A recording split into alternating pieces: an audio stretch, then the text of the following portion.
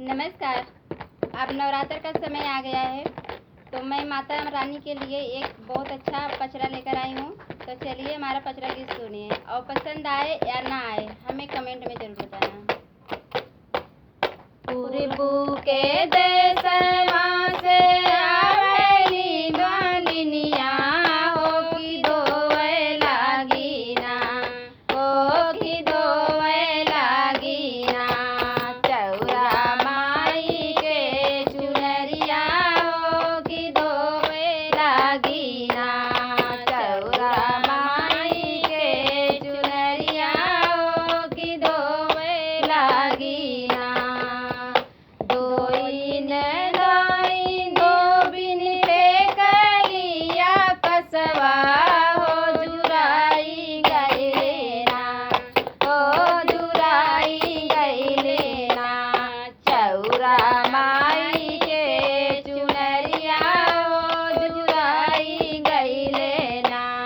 चौरा माई के चुनरिया हो जुराई गइले ना।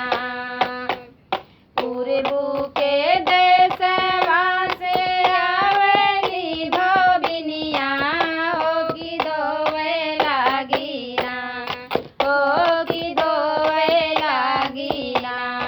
दुर्गा माई के चुनरिया हो कि धोवे लागिना। दुर्गा माई के चुनरिया हो कि धोवे लागिना।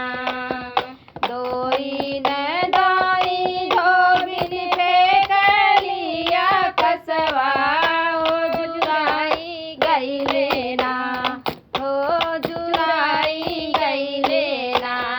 दुर्गा माई के चुनरिया हो जुराई गइले ना। दुर्गा माई के चुनरिया हो जुराई गइले ना।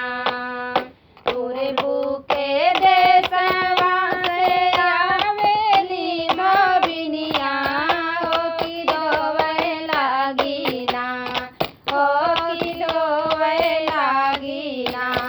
सातऊ महीनी के चुनरिया हो कि धोवे लागिना।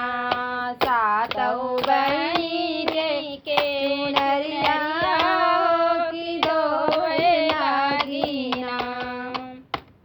दोइन दाई धोबिन पे कलिया कसवा हो जुराई गइले